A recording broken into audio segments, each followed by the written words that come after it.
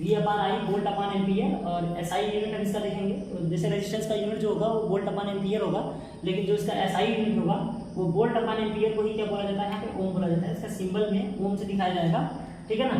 अब हम यहाँ बात कर लेते हैं रिप्रेजेंटेशन ऑफ R को किस तरह से दिखाया जाता है। तो R को कांटों से दिखाया जाता है।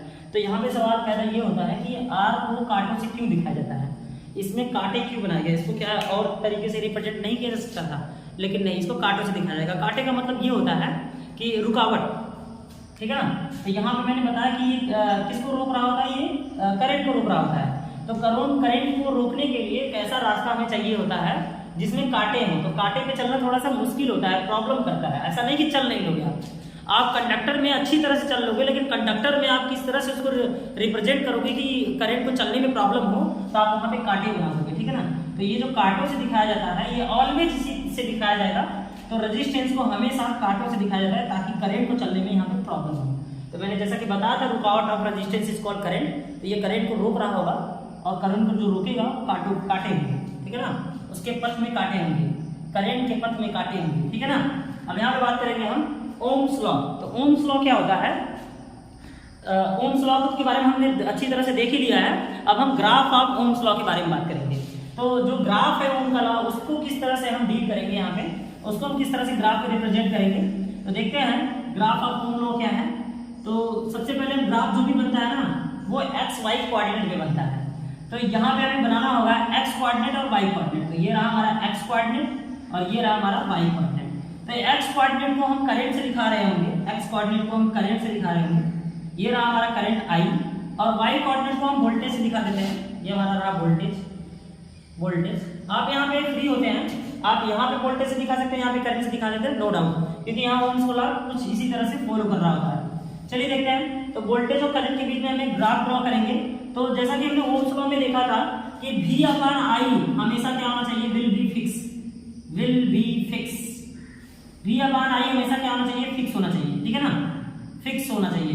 किसी भी तरीके से हमें V अपान आई को फिक्स करना होगा।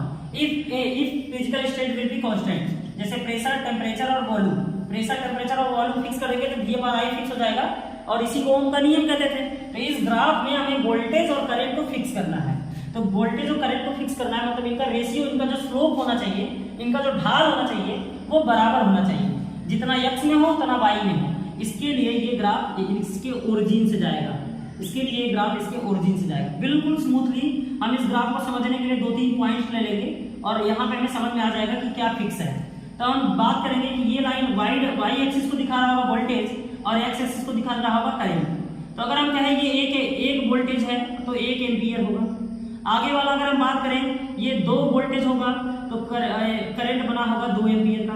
हम आगे वाले पॉइंट्स को बात कर लेते हैं। अगर ये बना 4 वोल्टेज का तो ये भी कितना होगा, 4 एम्पियर का करंट होगा। और अगर हम सबका रेशियो देखें तो फिक्स ही आएगा। हम यहाँ पे हमने क्या कहा, V अपान आई फिक्स होना चाहिए, V अपान आई क्या होना चाहिए, फिक्स होना चाहिए। तो यहाँ पे हम शुरू में एक पॉइंट, ये सबसे पहले पॉइंट की बात करेंगे।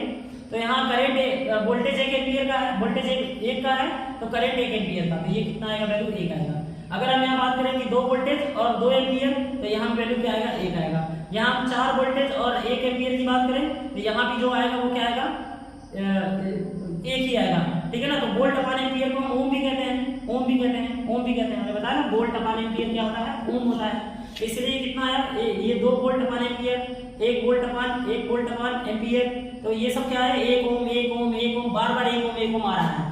और यही ओम तो हमारा रेजिस्टेंस होता है। तो इसका मतलब ये हमारा क्या हो गया, रेसिस्टेंस हो गया। तो ये जो रेशियो आ रहा है वो हमारा रेशियो का जो आंसर आ रहा है वो हमारा क्या है, रेसिस्टेंस है। मतलब ये बीच वाली जो लाइन गई है ये किसको दिखा रहा होगा, प्रतिरोध को, रेसिस्टेंस को दिखा रहा होगा।